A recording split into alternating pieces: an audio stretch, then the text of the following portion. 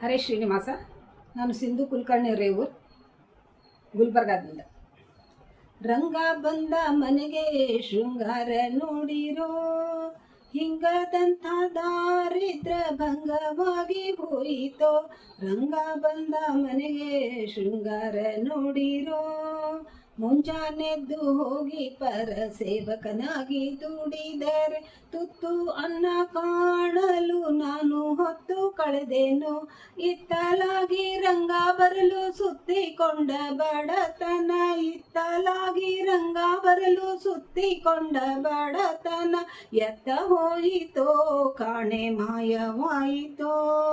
ರಂಗ ಬಂದ ಮನೆಗೆ ಶೃಂಗಾರ ನೋಡಿರೋ, ಹುಟ್ಟುವಾಗ ಮೊದಲು ನಾನು ಭೂಮಿಯನ್ನೇ ಮೆಟ್ಟಲು ಇಟ್ಟೆನೆಂದರೆ ಸೊಟ್ಟ ಕಿವಿಗೆ ಗಟ್ಟಿ ಮುರುವು ಕಾಣುವಂಥ.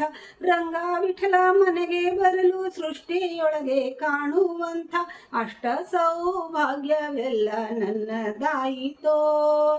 ರಂಗ ಬಂದ ಮನೆಗೆ ಶೃಂಗಾರ ನೋಡಿರೋ, ಹಿಂದೆ ರಂಗನ ಭಜಿಸದೆ ಅನೇಕ ಭಂಗವ ಪಾಟೆನು, ಮುಂದೆ ರಂಗನ ಭಜಿಸಲು ಸುಕೃತ ಫಲವನ್ನು ಕಂಡೇನು.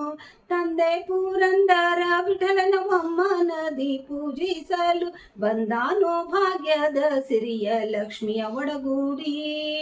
ರಂಗ ಬಂದ ಮನೆಗೆ ಶೃಂಗಾರ ನೋಡಿರೋ, ಹಿಂಗದಂತ ದಾರಿದ್ರ ಭಂಗವಾಗಿ ಹೋಯಿತೋ. ರಂಗ ಬಂದ ಮನೆಗೆ ಶೃಂಗಾರ ನೋಡಿರೋ, ಶೃಂಗಾರ ನೋಡಿರೋ. ಹರೇ ಶ್ರೀನಿವಾಸ.